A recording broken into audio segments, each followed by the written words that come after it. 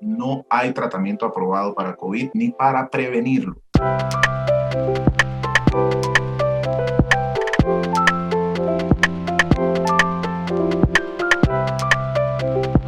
Hola a todos, bienvenidos una vez más a un nuevo video, un video muy especial como siempre, un nuevo episodio de este medio podcast y hoy tenemos un tema brutalmente interesante, o muchos temas la verdad, y hemos invitado a un experto que nos va a ayudar a desmitificar un montón de cosas que están en el ambiente y que nos llenan de desinformación y al mismo tiempo nos ponen como nerviosos sin necesidad.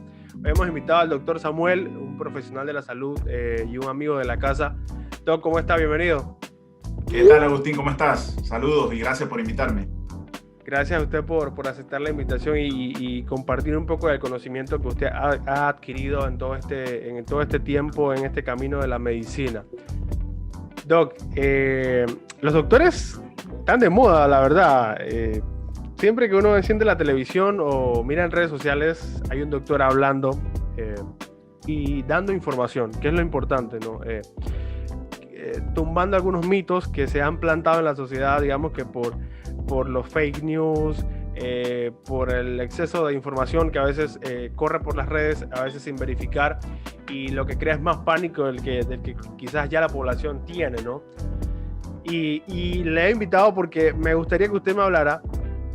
He escogido 3 medicamentos que han sonado muchísimo en este tiempo de pandemia, que es la ivermectina, usted me corrige si me equivoco, ivermectina, hidroxicloroquina y por último, o sea, que cada mes hay uno nuevo, ahora supuestamente la colchicina, supuestamente digo, porque no hay estudios científicos que apoyen eso, según tengo entendido, pero usted nos va a ampliar más sobre eso. Supuestamente estos medicamentos tienen relación directa y ayudan a combatir el COVID-19. ¿Eso es cierto, es falso, medio cierto, medio falso? Ayúdenos. Bueno, reiterando el saludo, gracias por invitarme. El gran problema de los medicamentos que tenemos, ¿verdad? Y más que el problema de medicamentos, Agustín y oyentes, no es solo el tema del medicamento. Creo que el problema base es la pandemia y la desesperación que tenemos por cómo se nos ha modificado la vida en tan poco tiempo, ¿verdad? Y pensar que hace exactamente un año jamás hubiéramos pensado estar tú y yo haciendo un podcast por una vía virtual como esta. Sí, perdone que lo interrumpa. Este podcast no nació en la pandemia, sino mucho tiempo atrás. Y sí, claro. Yo había imaginado conversar con usted y ya en mi mente ya lo tenía, oye, vamos a sentarnos en una mesa, vamos a usar estos tipos de micrófonos y todo. Y mire cómo nos tiene la vida, ¿no? Así es, así tal cual. Y bueno, esa desesperación y ese hambre de conocimiento y de tratar de darle solución a los problemas que se nos han presentado, pues ha llevado a desarrollar una serie de hipótesis con algunos fármacos, tratando de buscar precisamente el tratamiento más adecuado para mitigar el problema que nos está aquejando en este momento, ¿no? Entonces, así es como han ido saliendo algunos medicamentos, de verdad que inicialmente pues con algunas ilusiones por parte de los científicos, pero bueno, nosotros a nivel de ciencia no podemos hablar acerca de ilusiones, sino que las mismas deben comprobarse. Tú te planteas una hipótesis y la sometes a un estudio que va a ratificar o a refutar esa hipótesis. Y bueno, básicamente eso es lo que ha ocurrido. Inicialmente empezó con la hidroxicloroquina, o la cloroquina. Ese es un medicamento que tiene un uso de hace mucho tiempo, un medicamento de primera línea para la malaria, que es una enfermedad parasitaria, sobre todo de países a nivel de los trópicos. Nuestro país, bueno, que hasta cierto punto está un poco controlada, pues también ese es el uso que se le da al medicamento, y se planteó la hipótesis por los mecanismos que ese medicamento trabaja inhibiendo la replicación del parásito que se llama Plasmodium, ese es el nombre del parásito que produce la malaria, que tal vez por ese mecanismo podía inhibir la replicación del virus, ¿verdad? El problema es que esa hipótesis fue tomada por algunas personas como un hecho sin haberse comprobado, y empezó a utilizarse entonces el medicamento, incluso por algunos colegas también. Eso ha reforzado un poquito la desinformación. Lo que sí es cierto, Agustín y quienes nos escuchan, es que los estudios cada vez son más contundentes en decir que la hidroxicloroquina no tiene ningún efecto en el manejo del COVID y mucho menos en la prevención del COVID. Entonces, algo similar ocurrió con la ivermectina, que es la que ahorita tenemos más en boga en nuestro país. La ivermectina es un medicamento excelente de uso inicialmente veterinario. Pues hace mucho tiempo su primer uso que se le dio fue para medicina veterinaria, para tratar ectoparasitosis, como es el caso de la sarna, ¿verdad? Se utiliza mucho para los piojos, para la sarna, y algunos parásitos intestinales también. Es otro antiparasitario y es muy bueno. Se aprobó el uso del medicamento también en seres humanos y esos son los usos aprobados por la FDA, que es la Agencia Estadounidense de Administración de Alimentos y Drogas, y también la europea, que es donde nos basamos nosotros para tomar nuestras directrices también. El uso de ellas es para el manejo de parásitos, algunos tipos de parásitos intestinales y algunos en piel, como los piojos y la sarna. ¿Y estos medicamentos? Ese medicamento, ajá, te escucho. No son nuevos, o sea, tienen mucho tiempo en el mercado y en el mundo y según lo que escucho, son muy buenos para lo que fueron concebidos, ¿no? No es que los medicamentos no funcionan, simplemente que tienen otro uso. De hecho, hay algo muy curioso con la ivermectina, porque la hipótesis sí se puso a prueba. La hipótesis se puso a prueba y en estudios in vitro, o sea, lo que nosotros podemos hacer a nivel celular en una placa y observando en un microscopio y con algunos otros métodos, sí se comprobó que reducía la población viral. Y esto fue eureka, ¿no? Todos somos felices, todos encontramos la posibilidad de reducir la replicación del virus y eso también hizo que muchos países aprobaran el uso del medicamento. ¿Qué pasó? Esos estudios, que son los primeros estudios que se realizan en medicamentos, tienen que extrapolarse al ser humano, ya en el organismo vivo. El medicamento no se puede extrapolar con esos resultados en el ser humano porque el equivalente de la dosis que se usa en la placa es demasiado alta para el ser humano y no se obtienen los mismos resultados. Los estudios dicen que dando placebo, que es nada, o sea, es una sustancia inocua, junto con otro grupo de pacientes que reciben ivermectina, los resultados son exactamente los mismos. O sea que no tienen ningún curso en el manejo del COVID y, repito, tampoco en la prevención. Lastimosamente no sé cuáles sean las causas, porque sería también caer en lo mismo de creer en una hipótesis sin comprobarla, pero no sabría decirte cuáles son las causas por las cuales, de hecho, autoridades panameñas están incluso recomendando el uso del medicamento cuando la ciencia no lo avala. Y allá vamos, Doc. Esta situación crea, además de ya el problema que ya tenemos, crea otros problemas. Por ejemplo, usted sabe, y muchas personas que me siguen, saben que mi esposa es farmacéutica, y ella me contaba que cuando empezó lo de la hidroxicloroquina y luego la ivermectina y todas esas cosas, eso empezó a escasearse de una forma que, o sea, la gente se volvía prácticamente una rebatiña, pedía un montón de dinero en esos medicamentos, y que al final no funcionan para eso.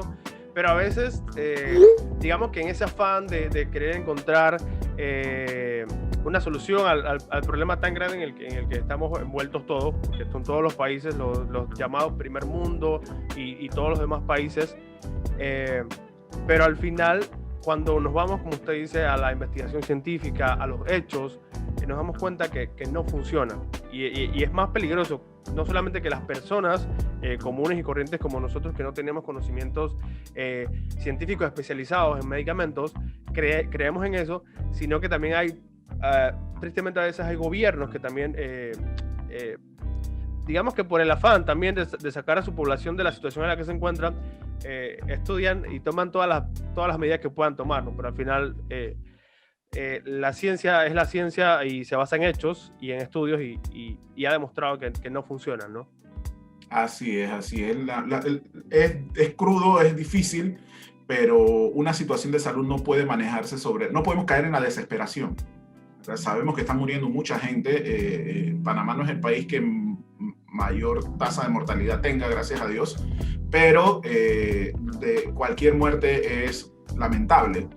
Pero no podemos caer en la desesperación y tratar de dar medicamentos por darlos sin una base científica, porque lo que estamos haciendo son dos cosas: trayendo la posibilidad de que aparezcan efectos secundarios, porque estos medicamentos no están exentos de ellos, ninguno de hecho, y lo otro es crear una falsa sensación de seguridad, que eso ha ocurrido bastante con la ivermectina, pacientes que cuando llegan al hospital están demasiado complicados porque confiaron en el medicamento hasta último momento en casa, y cuando van a acudir al médico, pues ya tienen un grado de complicación mucho más alto que tal vez unos días antes pudo haberse resuelto con intervenciones más oportunas, ¿no? Wow, ese es otro problema, otra arista que no habíamos visto, ¿no? Que la gente de verdad se confía, no, yo estoy tomando ivermectina, yo leí en un post de Facebook o en Twitter que tal doctor o tal persona dijo que le funcionó, que lo tomó 2 días y se curó, y en realidad, primero, como usted dice, se está creando una falsa seguridad y se está empeorando sin darse cuenta. Y luego el problema es más grande porque llega con, no sé, con el nivel de oxígeno en la sangre bajo y otro montón de problemas, ¿no? Es correcto, es precisamente ese el gran problema de salud que se está generando producto del consumo de esos medicamentos. Sin mencionar que, bueno, tal vez la ivermectina no tanto, pero la hidroxicloroquina es un medicamento de uso de primera línea para algunos padecimientos crónicos importantes. No solo para la malaria, por ejemplo. Cuando usted dice primera línea, ¿a qué se refiere? O sea, nosotros que no conocemos esos términos. Cuando te hablo de medicamentos de primera línea, son medicamentos de uso frecuente. Por ejemplo, pacientes con lupus, enfermedades del colágeno, enfermedades reumatológicas, también requieren el uso de medicamentos como este. Entonces, quien conozca a alguien o sepa o padezca de una enfermedad como una artritis reumatoidea juvenil, como un lupus eritematoso, que dependa de este medicamento para estar libre de dolor, libre de inflamación, y que por un tema de coronavirus y del uso indiscriminado del medicamento, cuando va a la farmacia no lo encuentra. Eso es muy, muy, muy difícil, porque tal vez la persona pues no tenga problemas con el coronavirus porque va a estar aislada en casa, no por el medicamento, sino que además se le va a agregar el tema de que no tiene el acceso a su medicamento, se va a complicar y resulta que tampoco tiene acceso al médico porque estamos en cuarentena y los servicios hospitalarios se han reducido, etc. Entonces agrava más allá el problema, va más allá del tema del COVID. Y un poco es el espíritu de este podcast, ¿no? Que nos pongamos a pensar y analizar la cantidad de problemas que se desencadenan o esos, digamos, daños colaterales o situaciones colaterales que se generan por la desinformación y por creer en información que no está verificada y que no está explayada por idóneos, que son los doctores y los científicos. Correcto, es un poco contradictorio porque ese tema de manejo de la información inicialmente yo sí quisiera que manejaran con pinza lo que voy a decir. ¿Por qué? Porque siempre se dice que debes tratar de asimilar la información de las personas autorizadas. ¿Y quién mejor autorizado no puede estar que el propio Ministerio de Salud, ¿verdad? Quien es el ente rector de la salud de nuestro país. Pero sin embargo, el Ministerio de Salud está metiendo en el kit de medicamentos la hidroxicloroquina y la ivermectina. Te digo, es un poco contradictorio y que yo me pare aquí o en cualquier otra plataforma y diga no le hagas caso al Ministerio de Salud. O sea, también es un poco irresponsable porque si no le hago caso en esto, no le voy a hacer caso en nada. Claro. Ese es un tema a discutir también como un problema colateral. Y que, la pérdida de credibilidad en quien debe tenerla. Digo, y no es que no es justificable, pero digamos que debemos entender que la mayoría de las personas, o quizás todas, no habíamos vivido una pandemia y de eso no están exentas las autoridades que tienen que crear los planes de acción y todas estas cosas, que por momentos, viendo la situación que se genera en su país, intenta, como decía al principio, de todas las formas ayudar pero es como dices, esto digamos que es un asunto de ensayo y error, lamentablemente, y en el camino o en el trayecto puede que lamentablemente mueran muchas personas, pero es importante que el ministerio se pueda, digamos que retroalimentar de otras personas que quizás no estén dentro de ese círculo, pero que son estudiosos, que están investigando, que están tratando de aportar desde sus trincheras, y que al final todos podamos obtener el bien común, que es que tengamos una salud, o mejor dicho, una sociedad con salud. Estamos luchando para que eso se dé, Agustín. Ojalá y logremos eso. Tenemos la ventaja de ser un país con muy escasa densidad poblacional, con muy poca población, y con una potencialidad muy grande, y con científicos de primera línea. Ojalá, y sé que podemos ir en vía de eso, de que eso ocurra, de que volvamos a asesorarnos de forma adecuada con quien debemos asesorarnos y seguir esas guías, esas directrices. Doc, pasamos de los medicamentos a lo que digamos que en algunos países, y digamos que algunos medios también hablan como la esperanza, ¿no? Son las vacunas. Hablemos de vacunas. La gente, hay muchas personas que leen, ¿no? Esta vacuna, prefiero ponerme esta vacuna que esta, o esta que esta. Al final hay muchas vacunas, o hay varias, mejor dicho, de varios países, y digamos que de consorcios y todo esto que se han unido para trabajar en esto. ¿Cuánto tiempo por lo general se demora, por lo general, no digamos que en esta en específico, para sacar una vacuna? ¿Cuánto tiempo debería pasar? Usualmente los estudios son de años, Agustín. Son varios años que se utilizan para cumplir con todas las fases en las que debe llevarse a cabo los estudios para el desarrollo de las vacunas, ¿verdad? Y eso es uno de los argumentos que los que creen en teorías de la conspiración han utilizado para desacreditar el uso de las vacunas que se están desarrollando para COVID-19. Ellos hasta cierto punto, para no conocedores, pues pudieran tener algunos argumentos que suenan bastante lógicos, pero casi que todo lo que se habla pues tiene alguna respuesta, ¿no? Por ejemplo, las vacunas, por ejemplo, la tecnología que se utiliza para la producción de estas vacunas ya se conoce desde hace más de 20 años para el desarrollo de otro tipo de vacunas. O sea, no es una tecnología nueva la que se está usando. No se empezó desde cero, no se ha empezado desde cero. No, en ningún momento se ha empezado desde cero. Este virus, por ejemplo, es un virus muy parecido en su estructura a otros virus como los de la influenza aviar, que es unas pequeñas epidemias que se dieron en el Asia y en los países del Medio Oriente hace unos años. Por lo tanto, ese tipo de vacunas que ya se estaban estudiando en ese momento tienen digamos, en la superficie unas proteínas que son muy similares, ¿verdad? No se han obviado ninguna fase de investigación. Lo que se han es acelerado. La premura que tenemos ahora ha hecho que se destinen mucho más recursos a la investigación y por lo tanto esos recursos no se han desviado a otras áreas, y toda la burocracia que se hacía para las revisiones, por ejemplo, yo tenía que hacer un control, estoy tirando un ejemplo, yo tendría que hacer un control de calidad al final que tú me desarrolles la vacuna. Y yo empiezo a revisar todos los papeles de cómo hiciste la vacuna, cuáles fueron los productos que usaron, los excipientes, etcétera, al final cuando tú me la presentas. Ya no se está haciendo así. Ahora se está haciendo a medida que lo vas haciendo, lo voy revisando. Entonces, eso ha hecho que los laboratorios farmacéuticos puedan presentar una vacuna con sus estudios sin saltarnos los estudios de forma mucho más rápida. Y como te digo, te repito, el financiamiento ha sido grandísimo, enorme, porque lejos también del tema de la premura que tenemos por la cantidad de muertes y lo esparcida que está la enfermedad a nivel mundial, esto también se sabe que es una competencia farmacéutica. Entonces, quien llega primero es quien más dividendos va a obtener. Ahí está la parte fea de esto, ¿verdad? Claro. Y que tal vez se agarran por allí muchas personas de ese movimiento antivacuna. Yo te decía, por ejemplo, que tiene su razón de ser el hecho de que en nuestro país tú preguntes por la calle y la mayoría de las personas estén con muchas ganas de ponerse la vacuna.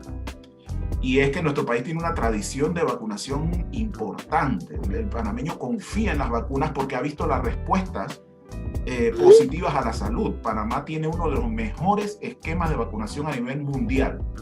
Quienes nos escuchan deben sentirse orgullosos en salud, es por nuestro esquema de vacunación. Más que cualquier otra cosa, y por nuestro personal de enfermería, porque no solamente son los médicos los que están en el frente de batalla.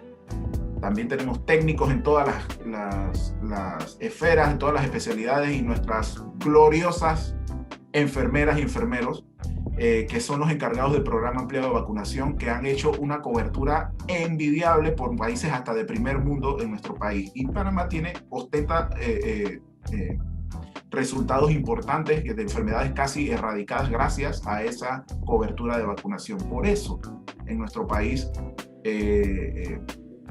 hay mucha confianza en la vacuna y mucha esperanza en la misma. Yo estaba tratando de investigar un poco. Es obviamente difícil entender muchos términos porque, bueno, no todos son científicos especializados en esos términos, pero según investigaba, hay 3 tipos de vacunas, si lo pudiéramos llamar de esa manera.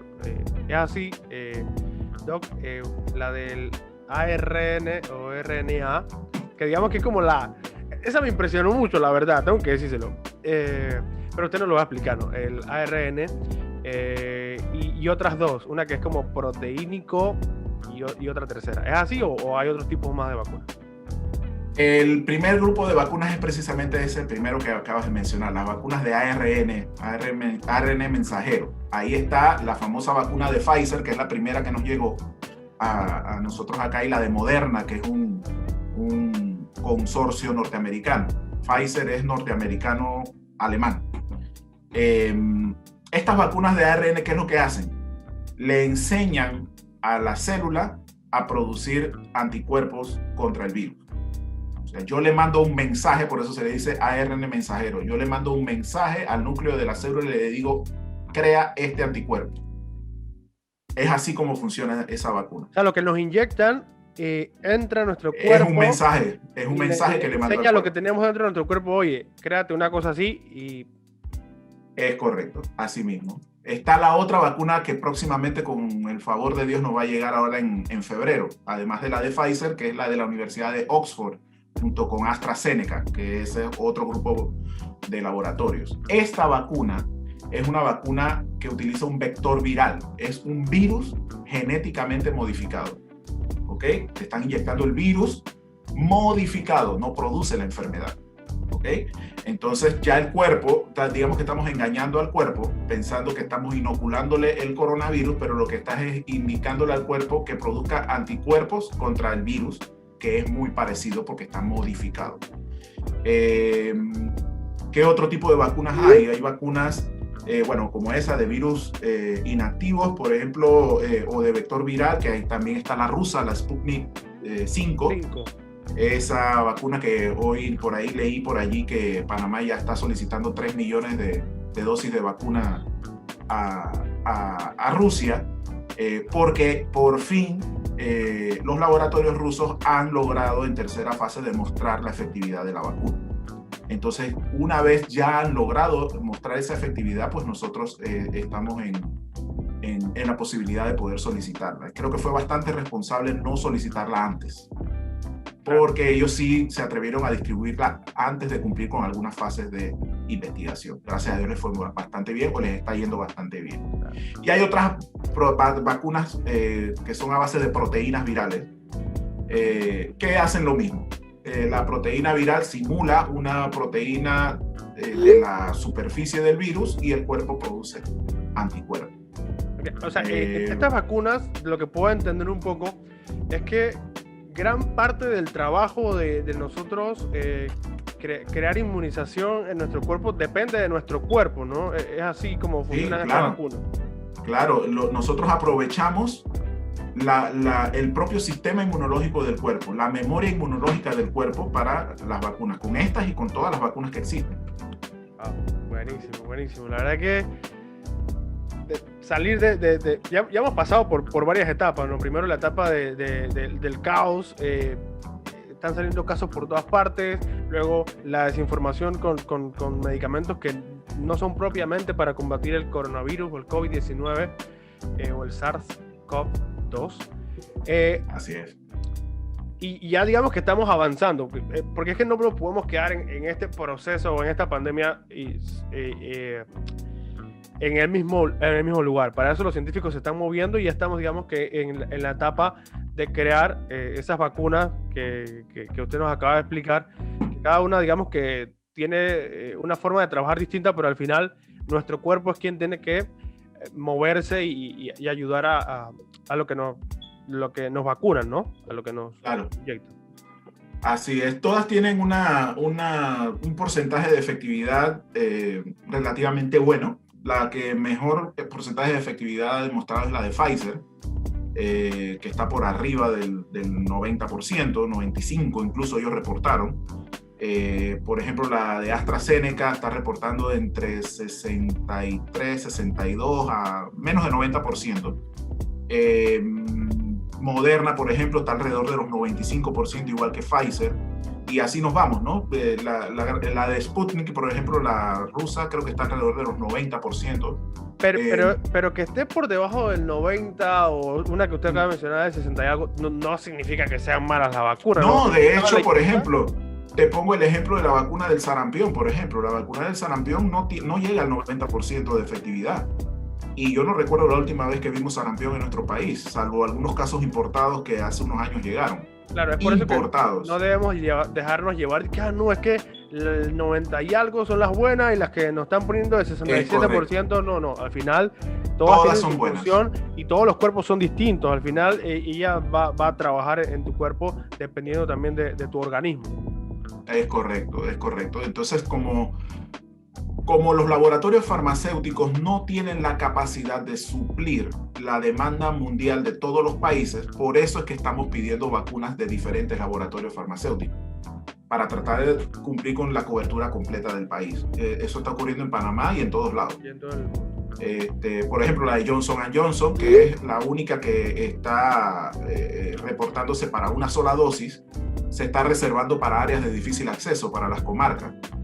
Porque precisamente son áreas de difícil acceso, es mejor llegar una sola vez a tener que hacer 2 jornadas de vacunación a un área tan remota.